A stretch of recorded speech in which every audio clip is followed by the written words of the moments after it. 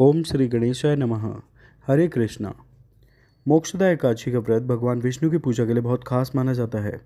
इस दिन व्रत करने से भगवान विष्णु की कृपा प्राप्त होने के साथ ही आपके पितरों के लिए मोक्ष की प्राप्ति का रास्ता भी सुगम होता है।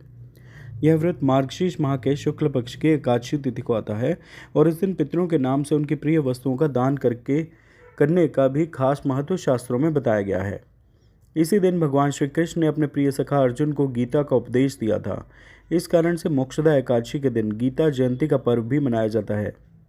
इस दिन भगवान विष्णु और मां लक्ष्मी की विधि विधान से पूजा की जाती है। मोक्षदा एकादशी का व्रत इस बार 1 दिसंबर को रखा जाएगा।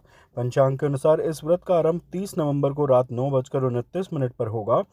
वहीं इस तिथि का समापन 1 दिसंबर को शाम 7:01 पर होगा।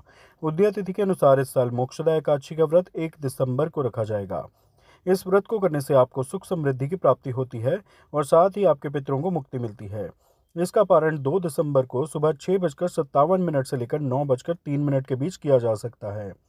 इस्कॉन मोक्षदा एकादशी का पारण 2 दिसंबर को सुबह 6:57 से लेकर 10:26 के बीच किया जा सकता है।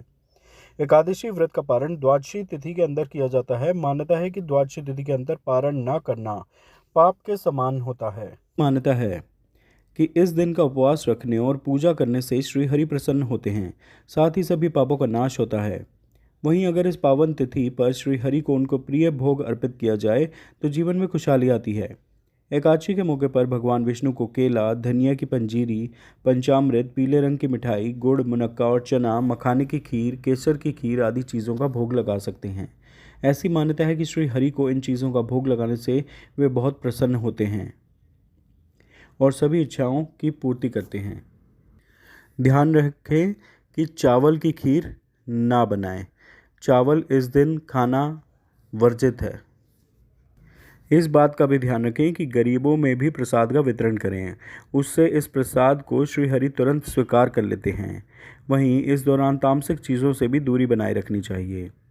पौराणिक मान्यताओं में बताया गया है कि महाभारत के वक्त भगवान कृष्ण ने इसी दिन अर्जुन को गीता का उपदेश दिया था, इसलिए इस दिन को गीता जयंती के रूप में भी मनाया जाता है।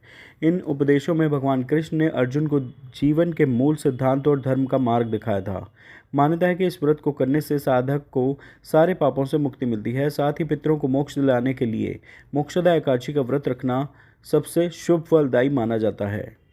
आप सभी को मोक्षदा एकादशी की हार्दिक शुभकामनाएं। कृपया इस वीडियो को लाइक व शेयर करें, मेरे चैनल सब्सक्राइब करें।